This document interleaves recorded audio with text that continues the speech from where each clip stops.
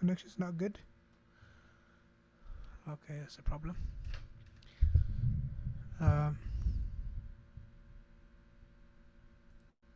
Okay, 1 second.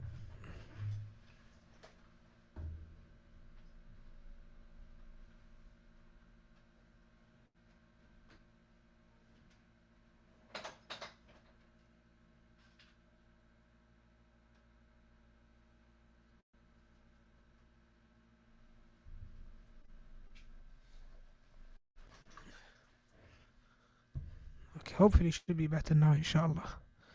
Let me know. Let me double check the mic. I'm using the correct mic.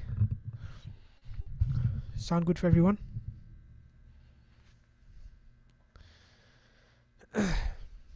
طيب.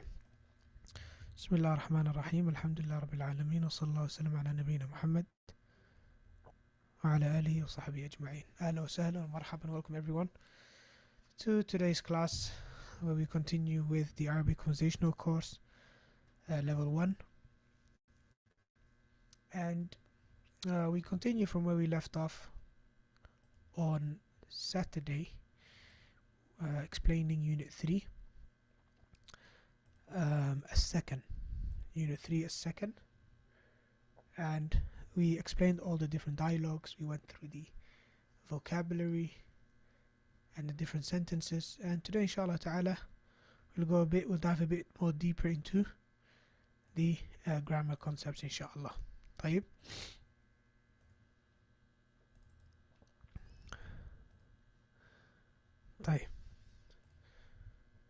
So we have we covered this, alhamdulillah, and I think we left off over here talking about the grammar. Okay, so when it comes to the grammar side of things, then first thing we need to do is we're going to recap some of the things we've done before, which are the interrogative words, or the, what we said going forward we'll call question words. Okay, so we have those question words such as ma and hal, and we have the question words such as where. Okay, the new question words that are new to this unit are kam and ay. Kam and ay. Kam is a question word that we use to ask about quantity, how much. Okay, so you'll find in the unit you had questions such as كم غرفة في البيت. كم غرفة في البيت. And أي يعني أي دور means which. أي means which. Okay, now there is something about كم that you should know, which is different from English, so it needs a bit of getting used to, which is that in English, if for example you want to ask, well, this means how much, or it could also mean how many, whatever is suitable to the context. So when it comes to kam, there's something you should know, which is that, example, let's take an example. Let's say you want to ask about how many rooms there are in a flat, like we've seen in the unit. It says kam غرفة في الشقة. Let's say in the apartment. How many rooms are there in the apartment? Okay, now in English you would say how many rooms are there in the apartment. Okay, now there's a major difference, I mean grammatically, between these two. Okay, I want to see if you can notice it, and I suppose we should go to clap.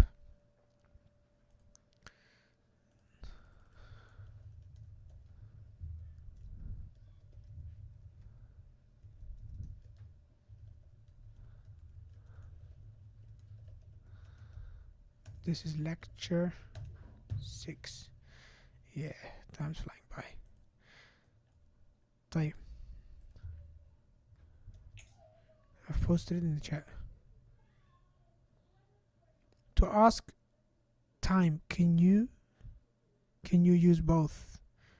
No, we don't use كم for time. Yeah, actually we do actually, yeah. كم. What do you mean with both though? What do you mean with both? أي ساعة كم الساعة? Yeah, I suppose if that's what you mean, as in which hour it is or what time it is, then yes, you can. Yes, you can say كم الساعة, and you can say أي ساعة الآن, even though كم الساعة is more oftenly used. Which hour is it is not that oftenly used. Now, I just want you to tell me now on WooClap, right? What can you see or what can you notice that is a bit different? What's different about the way we ask it? About the way we use how many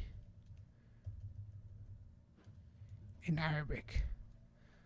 Okay, so this word kam, which means how many or how much, if you look at the way we use it in Arabic, there's a little difference there.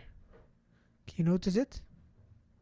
So the Arabic says كم غرفة في الشقة, which would translate to how many rooms are there in the apartment. Can you see a difference there? Something awkward?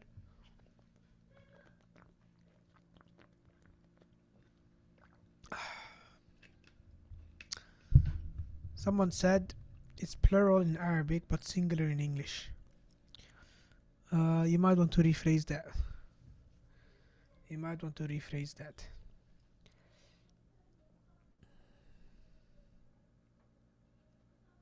Okay, anyone else?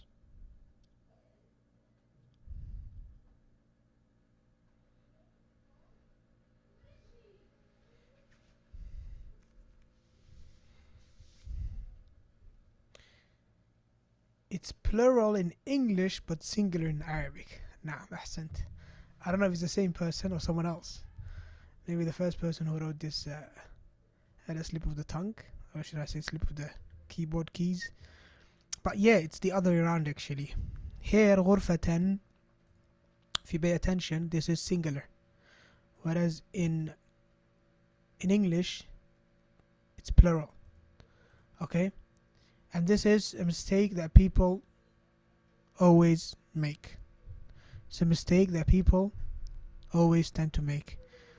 They will say, for example, when they want to ask about how many in Arabic, they'll say كم غرفا. They'll say, for example, في الشقة, which is wrong. In Arabic, that's wrong. You can't say كم غرفا. Okay, so far we have compared English and Arabic grammar before, and we put them on the weight scale. So let me ask you this question. Which one makes more sense if you use your logic? Arabic or English? Which one makes more sense? When we want to ask about quantity, should we follow our question, the noun or the thing we're asking about? Should it be plural or should it be singular?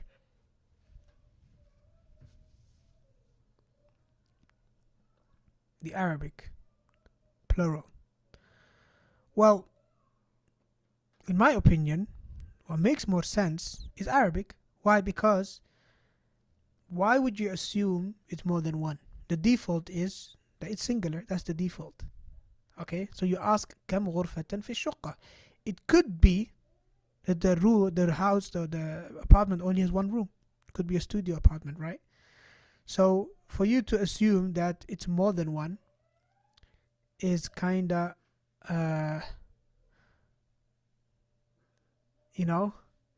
it's wrong. Okay, the default is one. Okay, and to give you an example of how this can go horribly wrong is when you start learning Arabic, right? And let's say you want to ask, just for the sake of it, right? Or let's say, for example, you want to ask someone how many houses he has. Okay, the default is he has one house, right? So why would you say how many houses do you have, assuming that he's got more than one house? All right. So in Arabic, it will be neutral. Kam baytan lak, you'll say one because you only made it singular, as opposed to kam biyutan lak, which then would give the Arab or the person you're speaking to speaks Arabic, he would get the impression that you're kind of like enforcing on him that the default is he should have multiple houses. And the same thing can be said for wives, for cars, for houses, whatever. The default is one, generally speaking, with most people, right? So that's why in Arabic, you don't assume that someone has more than one. Or whatever you're asking the quantity about, you don't assume it's more than one. You just say, كم غرفة في الشقة, كم بيتا لك, and the likes. You do not increase it, and if you like, assume and say something like غرفا or the likes. طيب. That's when it comes to using the word how many or how much. Okay? Just one moment, please.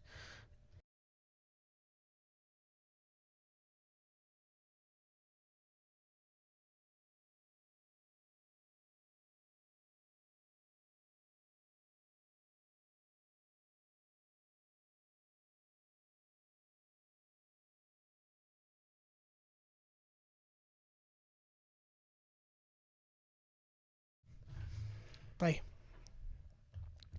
Okay. Second question word that we learned about is which. أي. Okay? Such as في أي دور الشقة. في أي دور الشقة. What you should know about أي is that, again, these things are important to know. So كم, we said, when it comes to كم, it's followed by a singular word, not a plural word. And also one other thing about it as well is that the word that follows كم will always have two fathas, or will have a fatha, generally speaking. Okay? So just keep that in mind. I know that so far you're used to everything having a dhamma, but sometimes we use fathas, sometimes we use kasras, for the reasons we mentioned in last lesson because of i'rab. Okay? So كم is followed by a singular word that has two fathas. كم غرفة في الشقة. Okay? Or for example, كم بيتا في الحي. Or for example, كم whatever. Okay? كم ابنا لك. How many sons do you have? Okay? كم بيتا لك. How many houses do you have? And so on and so forth. So it's followed by two fathas. The word that follows is singular and it has two fathas. Okay, so keep that in mind. When it comes to which ayu, then ayu, whenever you come across this word, the following word is mudaf ilayh. So we learned about mudaf and mudaf ilayh, right? So let's say في أي دور الشقة, right? في أي دور الشقة, يعني in which floor, or on which floor is the flat. في أي دور. So this one is مضاف إليه. Now if I haven't taught you this before, مضاف إليه always has كسرة or two kasras, depending on if it's indefinite article or if it's definite. Okay? But it has kasra and not dhamma, and that's how we recognize the mudaf ilayh. That's how we know something's mudaf ilayh, because of the kasra. Okay? So Kitabul Muallim, the teacher's book, Kitabul Muallimi, has a kasra that shows us it's mudaf ilayh. Okay? So في أي دور الشقة. في أي دور الشقة. Okay? Or you can say, for example, أي كتاب, which means book. Let's say هذا. Which book is this? أي كتاب. Again, you have two kasras. أي كتاب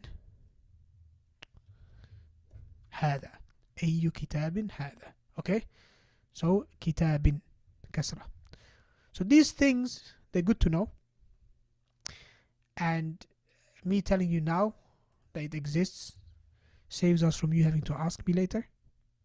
But having said that, it won't sink in and it won't become second nature until you start practicing it. So inshallah ta'ala, the grammar practice for the end of this week is going to have these sort of questions, inshallah. Okay? Right. Then we're going to go on to really the important thing for this week, which is verbs. Okay? This is a completely new concept. Not a completely new concept. We talked about the three categories of speech. But in this unit, I think, is the first time that verbs are really introduced. Okay, so we have, for example, in the first unit we had, or in this unit we had, do you have in the second unit too? Yeah, we had it in the second unit too. We had it in the second unit too, something like أين الأولاد, and then he said something like, what was the name again? I can't remember what the names were, but it was something like سعد في الحمام يتوضأ. Okay, and so on and so forth. يتوضأ. So we had that last unit as well. So we're gonna continue with that, the verbs. So when it comes to the verbs, we talked last time about a verb having a fa'il. Every verb has to have a doer. Okay, and we also talked about the three different types of verbs: past tense, present tense, and fi'l amr. Okay, these are three types of verbs. واضح؟ طيب. Now, what we're going to introduce today is, when it comes to fa'il, which we call a verb subject, right? Then the fa'il could be a pronoun. It could be a pronoun, okay? Fa'il could be a pronoun. So, what are the 5 personal pronouns we have done so far? All of you remember, صح? يلا, let's ask you down cool club just to refresh your mind. What are the 5 personal pronouns that we've studied so far?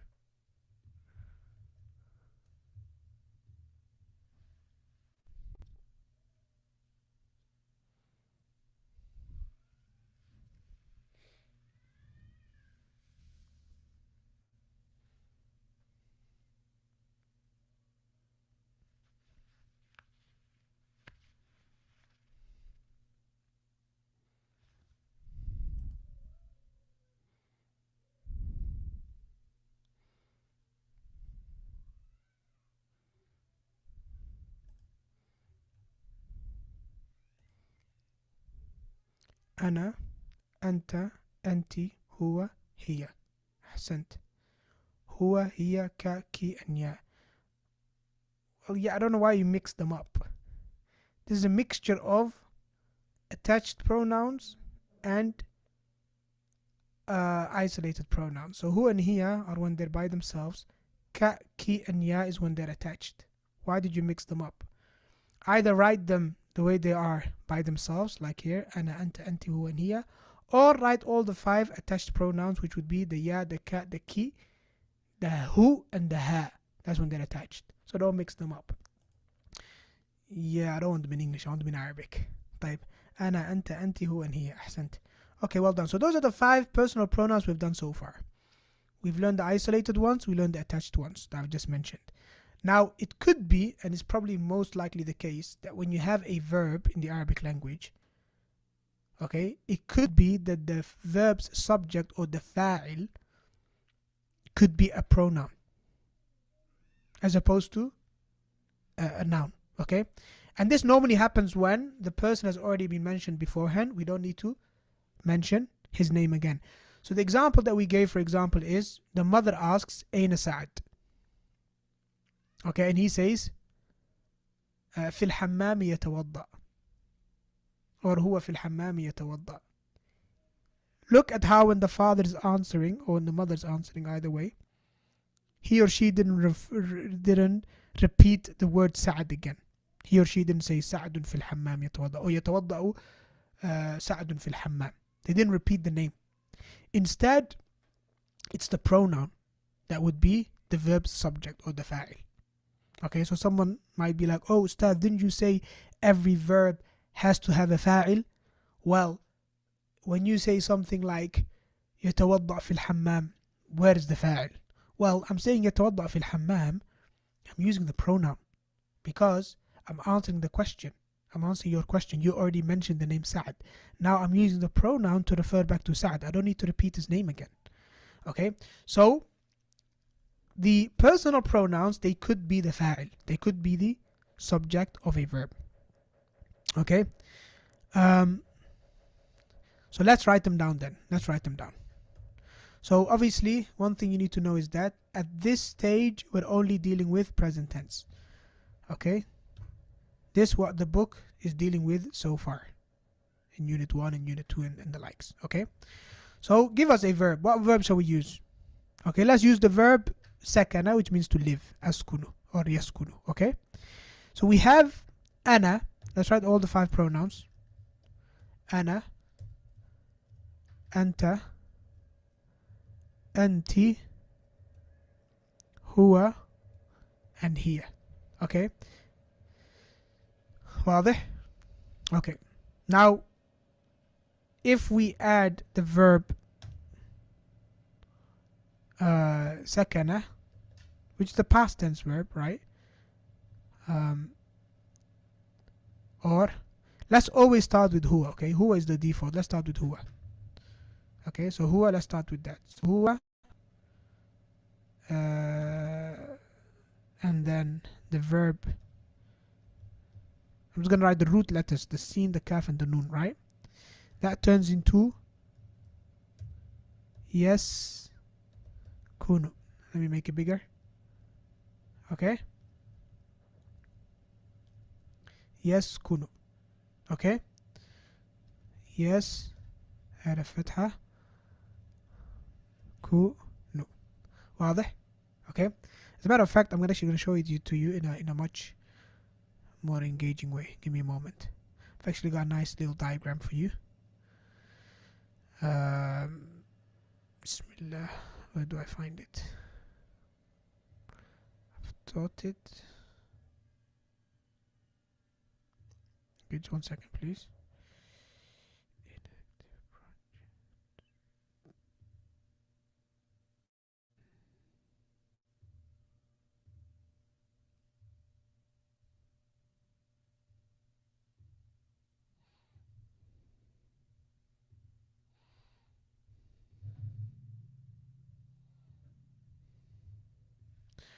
Okay, so I have this Excel sheet that I created that automatically calculates the conjugation of the different verbs. Okay, so I think it's better I show you like that, inshallah. So let's say, share my screen.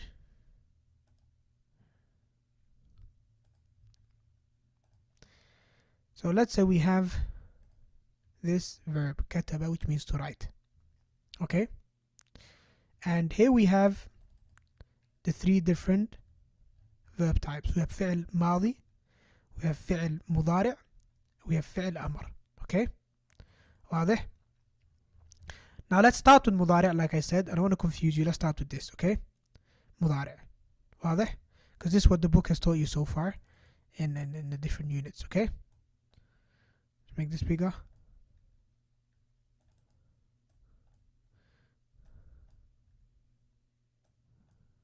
Okay, so we have أنا.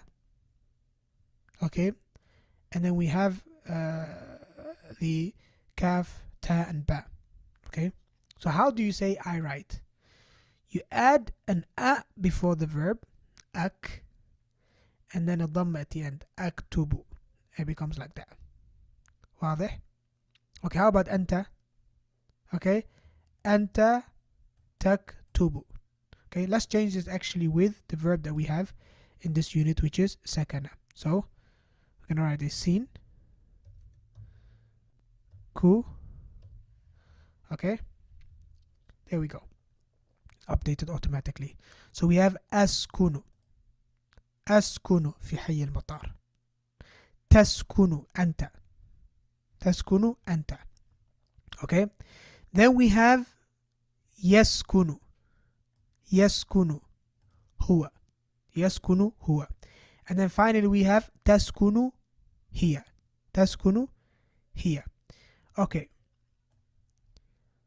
those are the ones we've done so far. Those are the ones we've learned so far.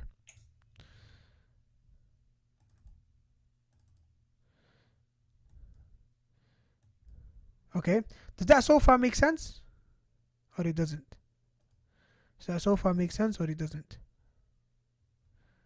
Okay, now if we go back to the book, we have all of these examples. For example, the guy will say something like أريد مشاهدة الشقة. Okay, and the guy who is replying to him will say something like turidu, you want. Okay? Uridu, turidu. We have yuridu, yaskunu. So this is what we call verb conjugation. Like I said, this will only make sense once you start practicing it. Okay? There's no other way to really get it under the belt. Okay? واضح؟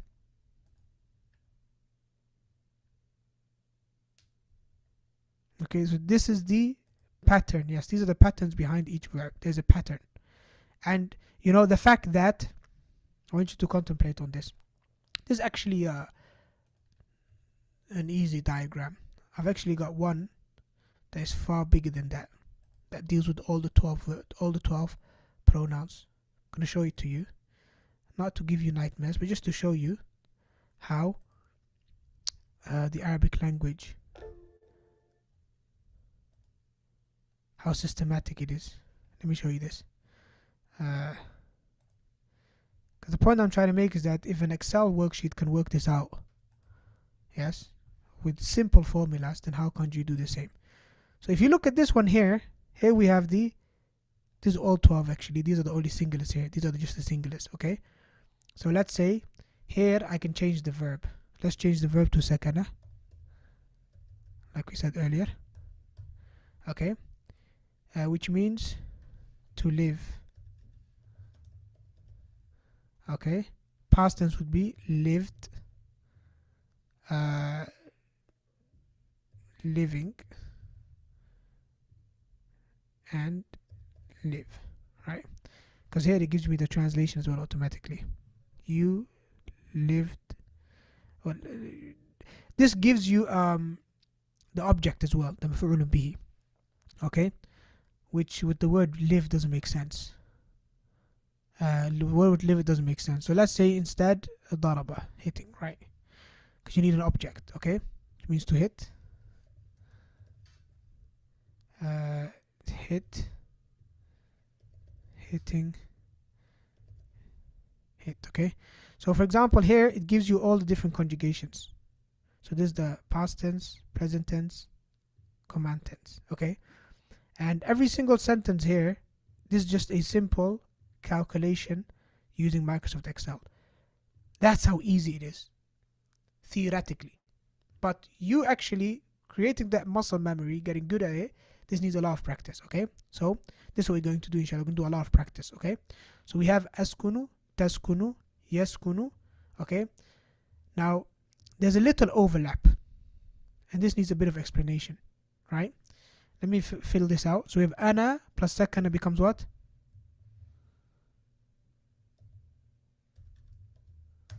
Askun, right? Anta. Let's copy this.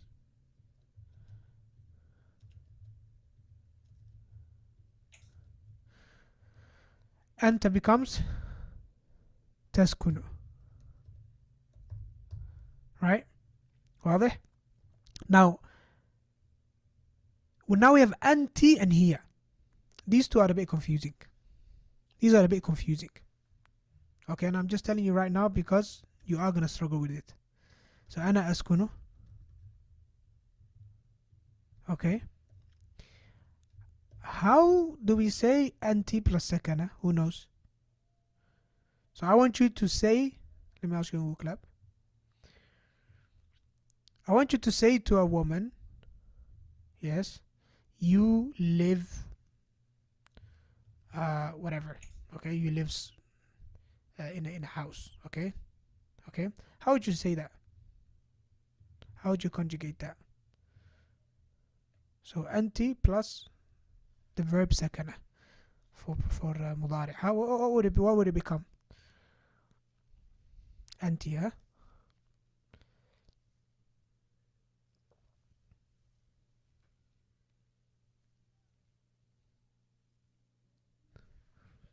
Alright, someone said taskunna. No, it's not taskunna.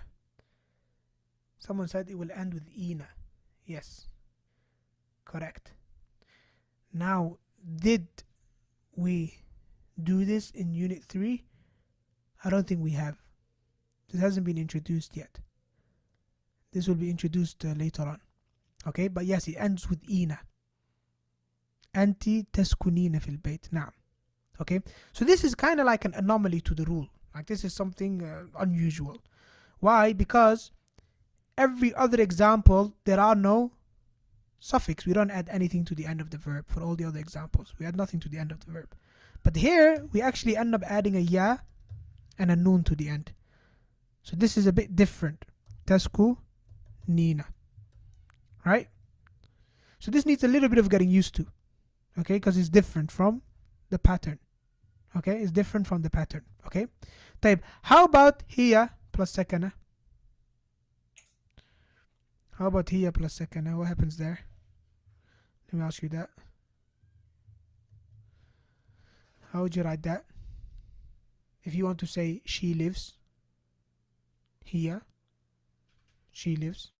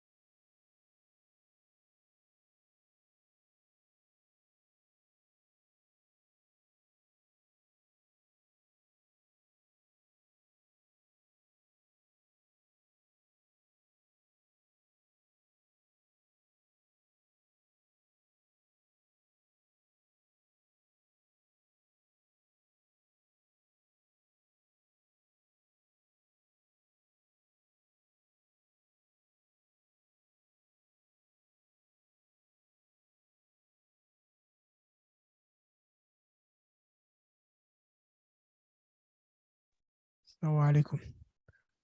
What about that? One of the kids came in and dropped the whole internet cable, the whole internet thing. Babe, let's go back to your answers. Okay. Here plus second would become. Someone said yaskunu. That's clearly wrong because yaskunu is huwa. نعم هي تسكن. Okay. هي تسكن. So there's little overlap. There's little overlap. When it comes to pronoun, there's not meant to be an overlap, right? But here there seems to be an overlap, okay? Which is the fact that we have used taskunu already. Taskunu was already used for anta, wasn't it? This was already taskunu. Okay? So that could be a potential problem, right? But the reality is that it's not really a problem. And the reason it's not really a problem is because it's highly unlikely you're going to find a context where the person you're speaking to is getting confused between male second person and female third person.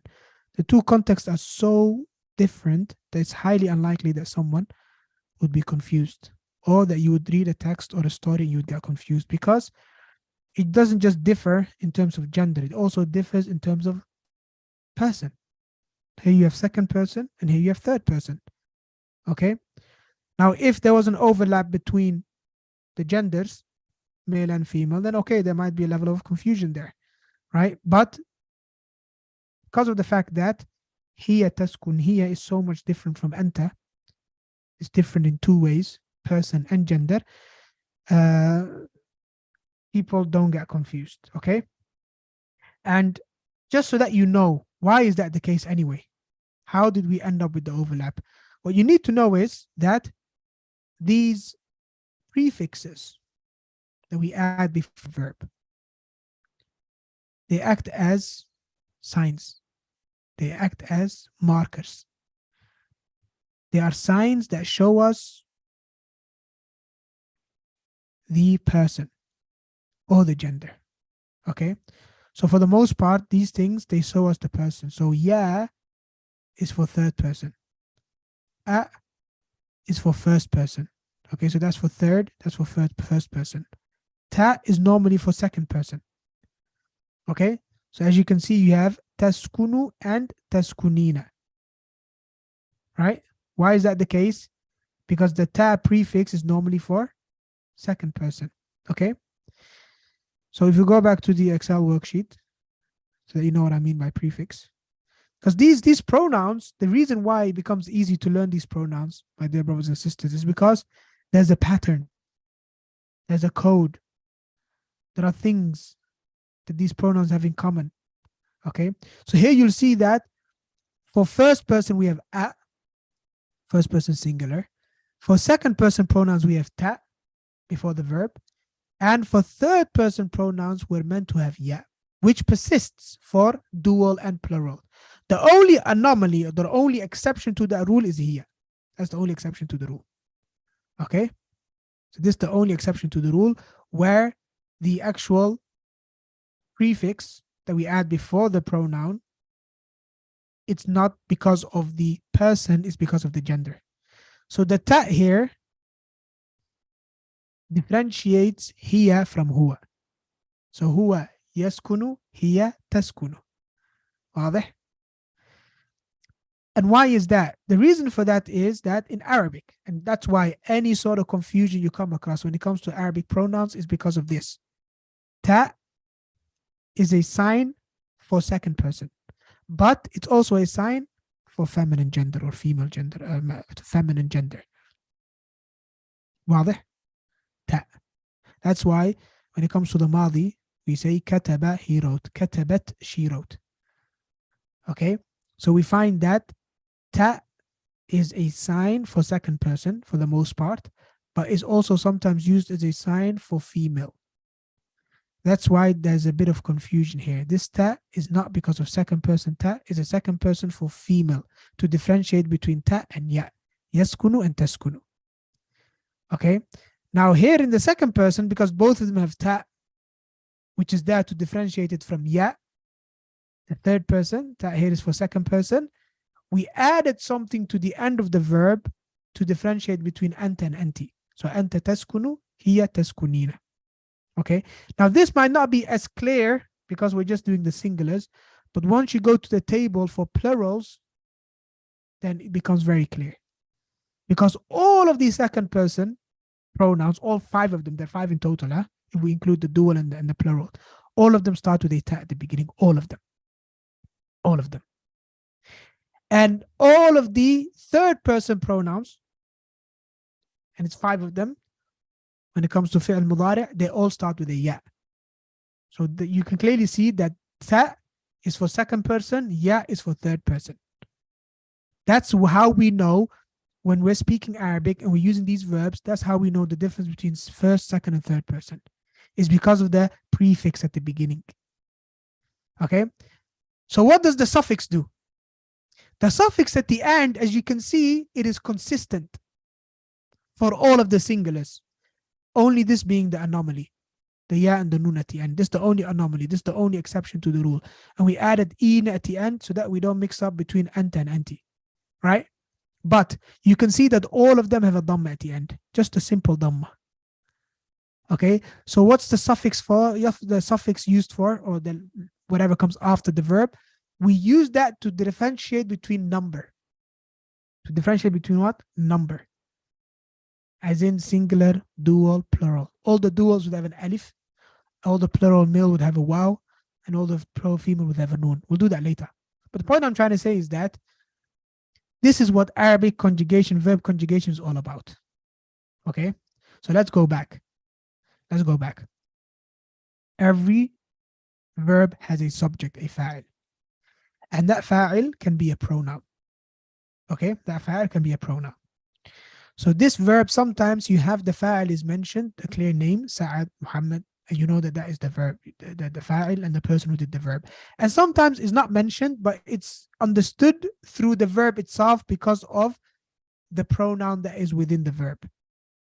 Having said that, when it comes to Arabic pronouns, we said there are 3 things we need to pay attention to. Okay, we can remember that. What differentiates each pronoun from the other? What are the 3 factors? Sorry if this sounds too complicated, but I promise you that if you understand this, then you will not struggle with verb conjugation. You will not struggle with pronouns. Everything is connected, my dear brothers and sisters. It's all connected. It's part of one major structure, part of one code. Okay. So, what are the three things? Always remember this. Wallahi, I've told you right from the beginning that nouns, which includes pronouns, they have 4 attributes. Yes. Which of those 4 attributes are related to pronouns? What makes one pronoun different from another pronoun? What are the attributes of a pronoun? Okay, so let's say grammatical attributes. So when it comes to grammar, each pronoun has some attributes. It ticks certain boxes in 3 fields, in three different attributes. It's got 3 boxes that it needs to tick. Can you remember what they were?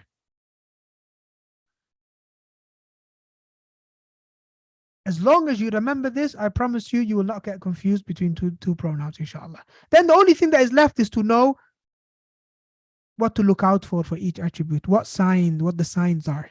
And these signs, they're very straightforward, and they're very accurate, and they're very reliable for the most part. There are some exceptions to the rule. I'm not going to lie to you. But for the most part, they are very systematic, these signs. These are what they are. These are the attributes. So let's see what the person said, or let's see what you answered on WooClap. We have person, gender, and number. Ahsant. Person, gender, and number. This is what pronouns makes each pronoun different from the other. Now, there's a 4th attribute. Actually, there are 2 more attributes to nouns.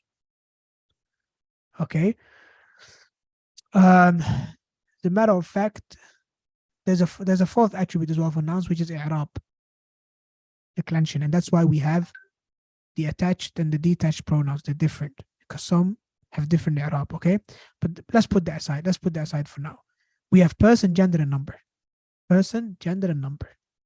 Okay. Now, being attached or detached, that's a different ballgame, right? That's because of, the i'rab, if you like.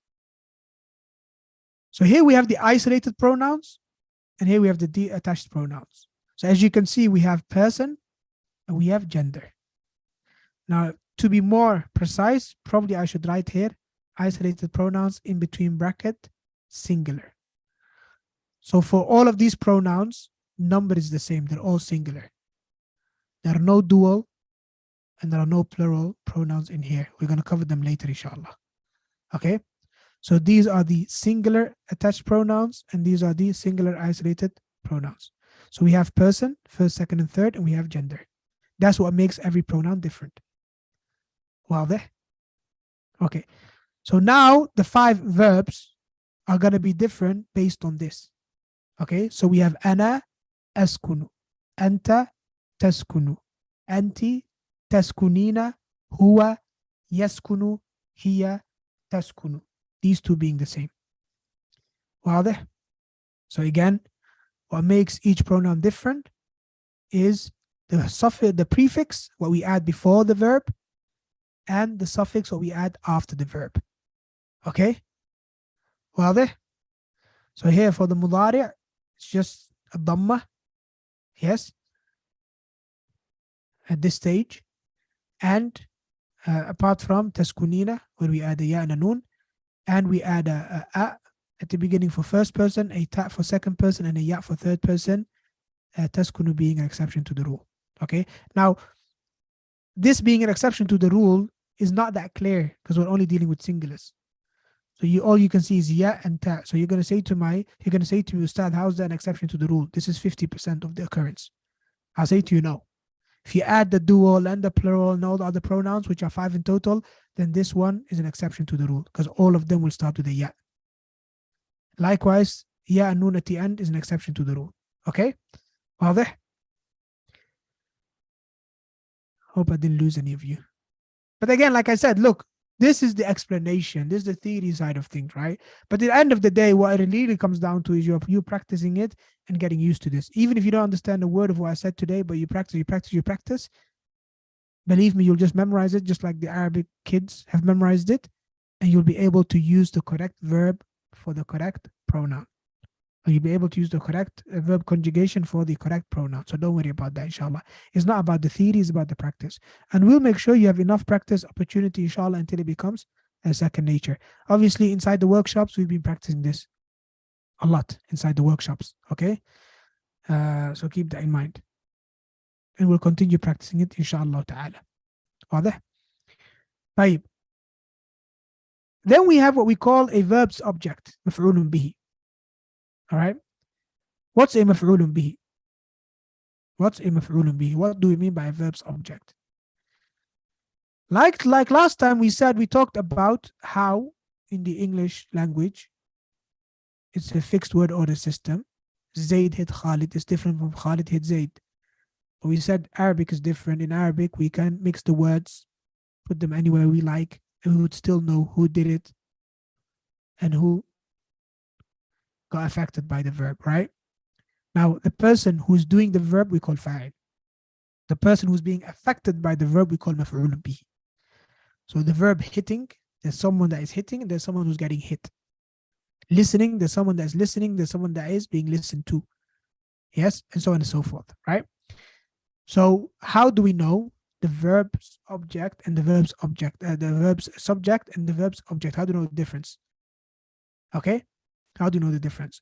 The way we know the difference is by way of what we said, i'rab. Welcome to the world of i'rab. Welcome to the world of i'rab. Okay, which basically, let me explain this to you, why we need a verb's object anyway. I want you to compare these two sentences. Okay, translate them in English and tell me what you think. What's the major difference between these two sentences? Don't talk to me about the different meanings. Yes, I use two different verbs, I agree, but I use them for a reason. If you translate these two sentences into English, what would be the major difference? Muhammadun yusalli and Muhammadun yurid. Muhammadun yusalli and Muhammadun yurid. Grammatically speaking, sentence structure wise, what's the difference?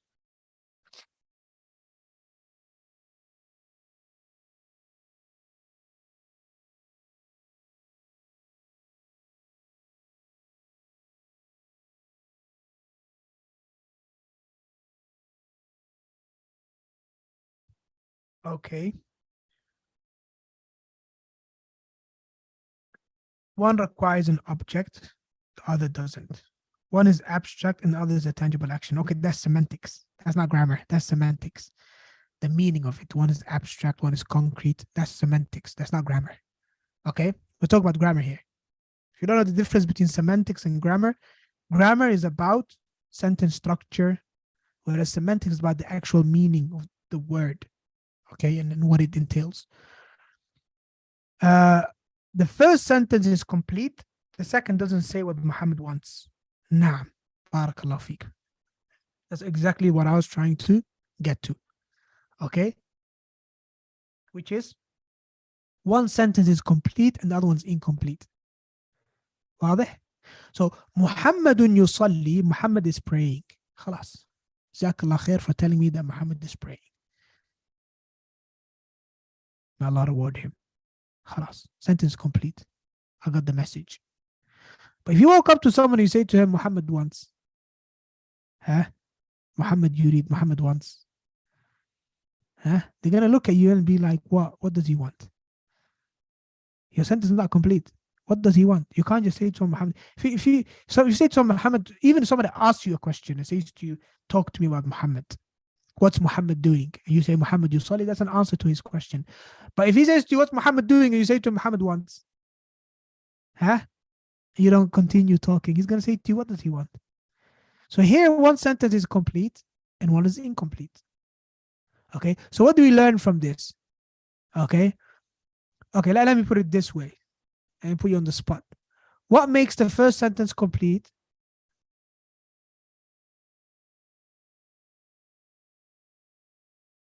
And the other incomplete? Muhammadun yusalli, Muhammadun yurid. What makes one complete and the other one incomplete? Basically, what's the difference if you compare them? What's the factor that made this one complete and that one incomplete? Object, no. The object, no. The object is absent from both sentences. How did the object make the difference? Ahsant. Na'am. The verb made the difference. No, no, no, no. When you say first has a verb and a noun, you're going to English now. La, la, la. I was thinking Arabic. Arabic wise, Muhammad is a noun, yusalli is a verb. Muhammad is a noun, yuridu is a verb. Arabic wise, okay, let's not go to English. That's a different ball game. Arabic wise, both sentences start with a noun and end with a verb. But still, one is complete and one is incomplete. So the thing that made the difference is the verb. And I can give you another example if you want. I can say, for example, Muhammadun yajlis wa Muhammadun, let's say, yushahid. Muhammad is sitting and Muhammad, let's say, that's a good example. Muhammad, the best example we have for object, Muhammadun yadrib. Muhammad is hitting. Okay? Right? Or Muhammad loves, or Muhammad wants, or Muhammad asks. Yes? All these are verbs that require an object. So the difference is that in Arabic, verbs are of two types. That's what I'm getting to. In Arabic, verbs are of two types. You have verbs that we call lazim and verbs which we call muta'addi. Verbs which we call lazim and verbs which we call muta'addi. Verbs that are lazim, in English it's called, what is it called again? I think transitive verbs. Transitive and intransitive. I think I always tend to mispronounce that word. Okay, so one has an object, needs an object, and the other verb doesn't. Okay, واضح? So that's why in the Arabic grammar, the pillars of a sentence for a sentence that starts with a verb, what we call جملة فعلية, is a فعل and a فاعل. You have to have that. And a مفعول به optionally depending on the verb. If the verb is متعدي, then you have to have a مفعول به for the sentence to be complete. Okay? So how do we know then, out of the two nouns, which one is the fa'il, which one is the مفعول به? How do we know if Zayd hit Khalid or Khalid hit Zayd? Because of the dhamma and the fatha. Okay? So, going back to the same example we gave last week, what do we say? Zayd daraba Zaydun Khalidan. Okay? And daraba Khalidan Zaydun. Let me add the harakat. Zaydun and Khalidan with two fathas. Khalidan again with two fathas and Zaydun with two dhammas. Okay, now these two sentences mean the same thing. Zayd hit Khalid and Zayd hit Khalid as well. For the sake of, not getting too complicated. Both mean Zayd hit Khalid. Okay? But two words are in different order. Here we mentioned Zayd first, here we mentioned Khalid first. But we still know that Zayd did the hitting and Khalid got hit. Why? Because Zaydun's got Dhamma and Khalidun has Fatha. Okay? The only way we can make Khalid the perpetrator and Zayd the victim is by changing the Fathas and the Dhammas. So if we said Daraba Khalidun Zaydan, this would be a different story. واضح? Okay? So this is what we call a verb's object. Now we have many examples in this week's unit. I'm not covering this just for the sake of it. I'm covering it because the unit has introduced it. We've seen things like أريد مشاهدة الشقة. I want to see the apartment. I want the seeing of the apartment basically. مشاهدة is object. Okay. Or أريد شقة من فضلك. شقة. Students asking me, Ustad, why does it have two fathas? It has two fathas because it's the object, it's the thing that you want. Right. Now I'm going to ask you a question.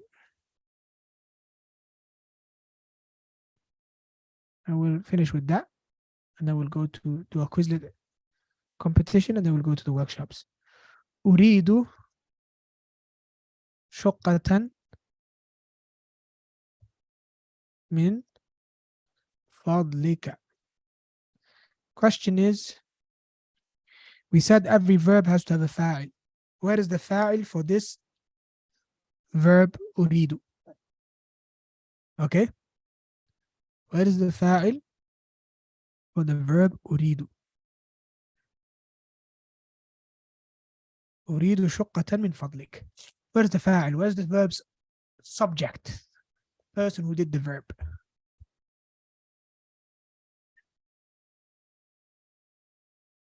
Someone said أريد. Well, أريد as in the verb itself can't be the fa'il. What do you mean by أريد? You have to be a bit more precise. Someone said cat. The cat from من فضلك. No. من فضلك from your bounty. This is just basically saying please. That can't be the fa'il. And even if you said the cat, who's the cat? You mean you? So is the person saying that you want a flat? Is that what he's saying? No, he's not saying that. Okay? The person speaking, also known as AKA Ana. Ahsant. So those of you that wrote Ana, you're correct.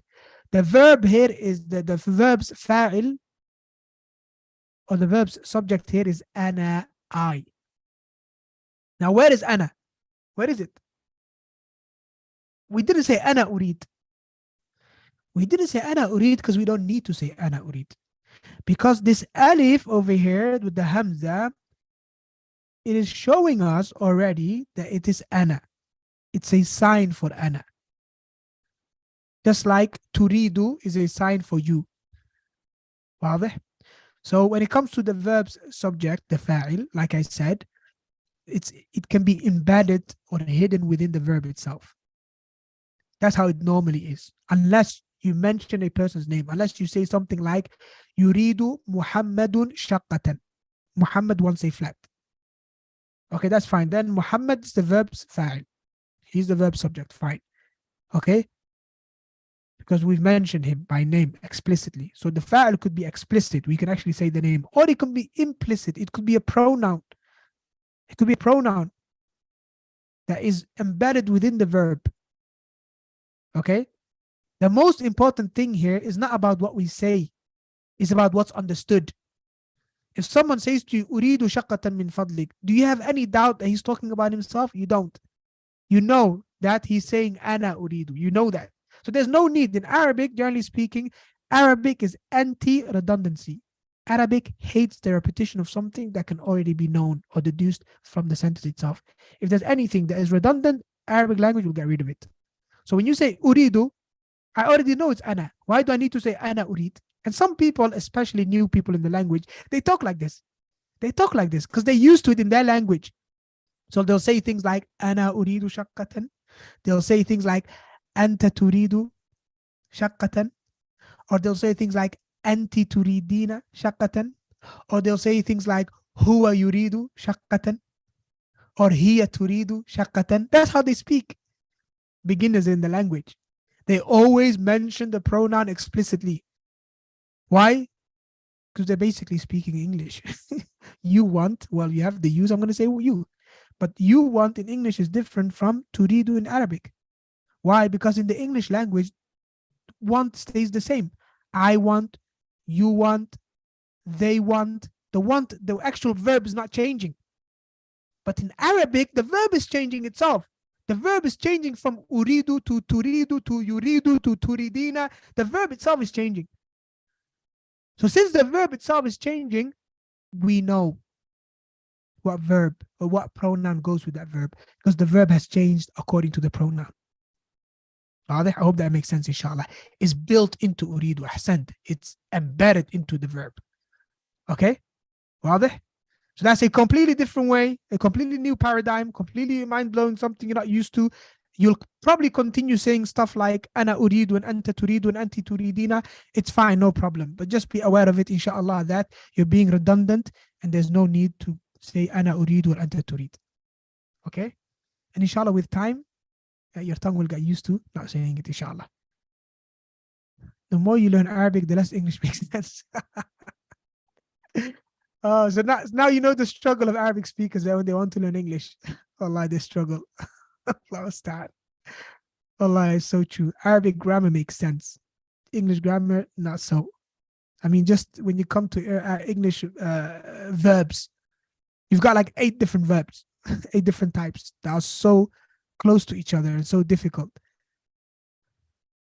Alhamdulillah. No, inshallah ta'ala, I promise you that Arabic grammar, once you get over the initial hurdle, you'll start enjoying it.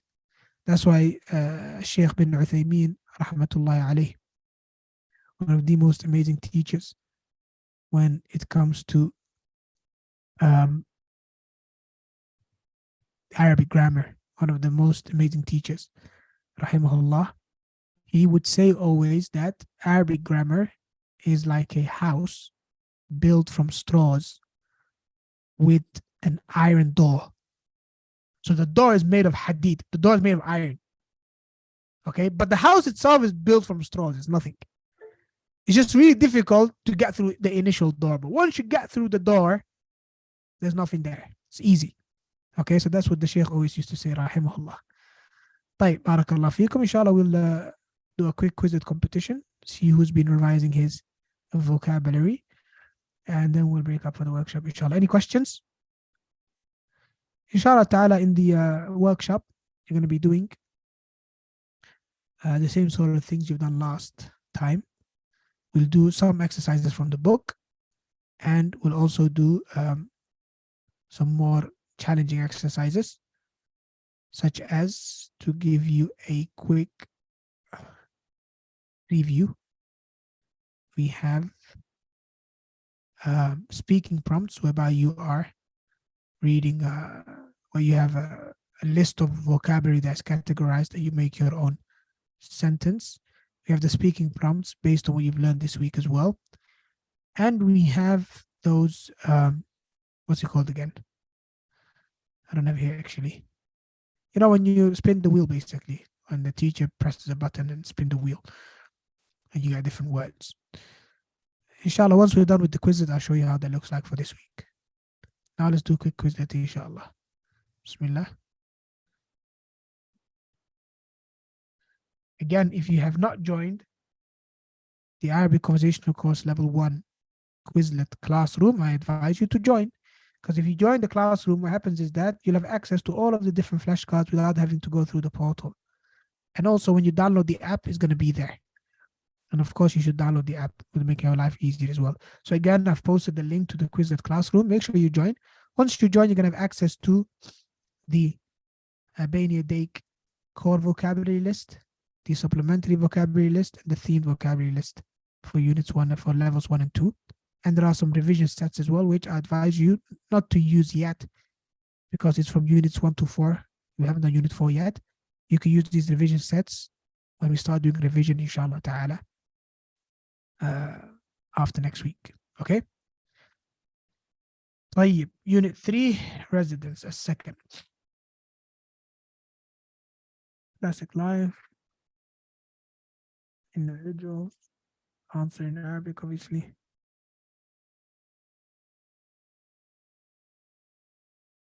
And here's the link.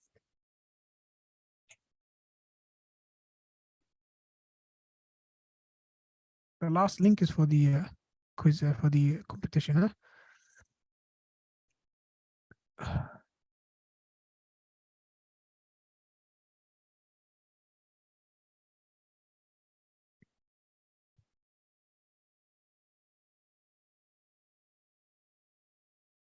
Right.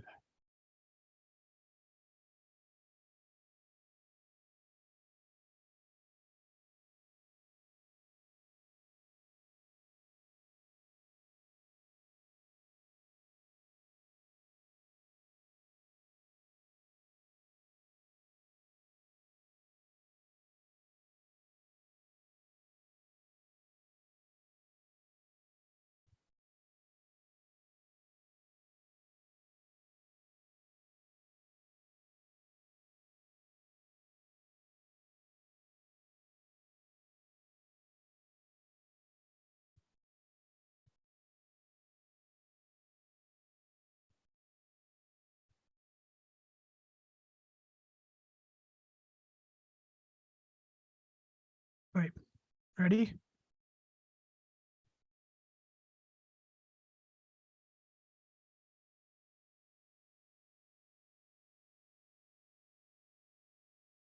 And then I've located the exercises, but I'll come back to that in a moment.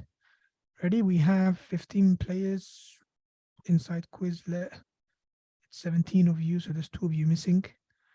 I don't know if you're having technical problems, but I think I've given you enough to join. So let's start, inshallah. Last week, we had joint winners, Mahdi and Iya. I think the name was Iya. Maybe a different name this week. Like, we'll see who wins this week, inshallah. Bismillah. All right. You ready? 3, 2, 1, go. We normally do best out of 5. Inshallah. Okay. Ostriches are doing really good. MashaAllah.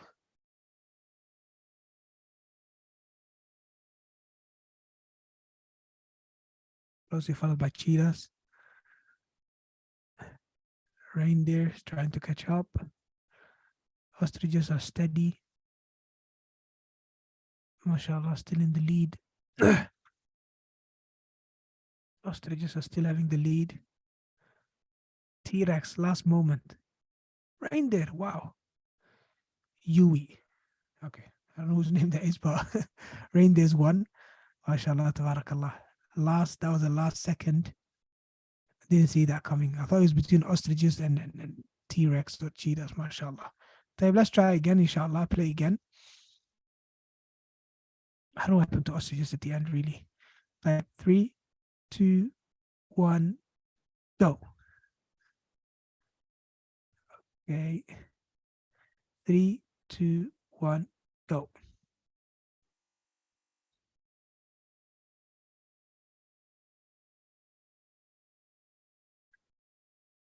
Sea turtles and T-Rexes. Ostriches back in the lead. T-Rex ahead. Frogs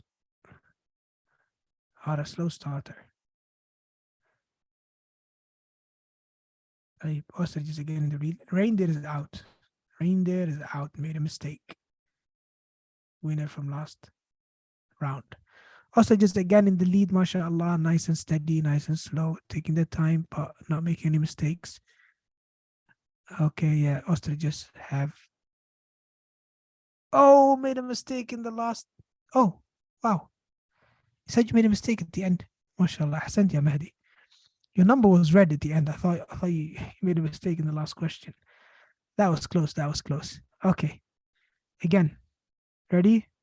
3, 2. Oh, minute. I can't see the game, only the results. Are you playing?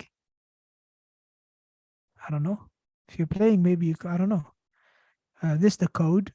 I've posted the link as well in the chat. If you can see the results, I don't know why you can't play. It's weird. My advice is to download the app. That'll probably make your whole experience much smoother, inshallah. Quizlet app. Type, let's start. 3, 2, 1, go.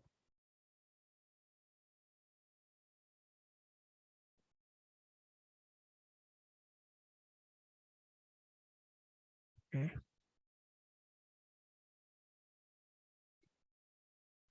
T-Rex ahead. Ostrich ahead.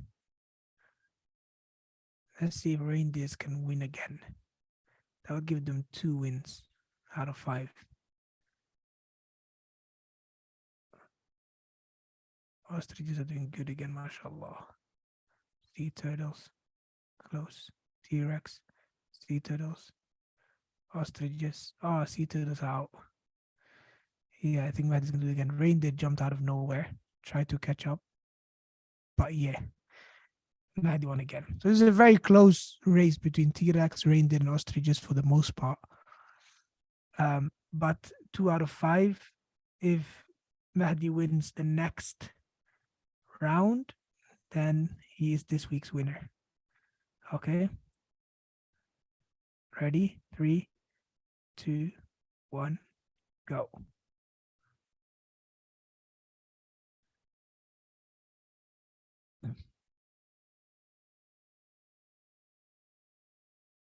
will suffice with this round. If Mahdi wins, halas. There's no need to play another round. Reindeers. Oh, he tried. We got unicorn, mashallah. Unicorns are doing good. Frogs as well. It's between unicorn, frogs, and ostriches. Oh, unicorns are out. They made a mistake. Between frogs and ostriches. Very tight race. Will the frogs keep the competition alive? I don't think so. Ostriches took the lead. Send. Okay, good. Barakallah feek. Congratulations, Mahdi. It was a tight one last week. You're joint winner this week. You're the sole winner, mashallah alaik. Barakallah feek. Keep up the good work. And all of you as well, inshallah. We're going to break up, inshallah ta'ala, and go into our workshops. Alhamdulillah, Ustad Sarah feels better again, so she is able to conduct assisted workshop. Lillahi alhamd. So let's start, inshallah.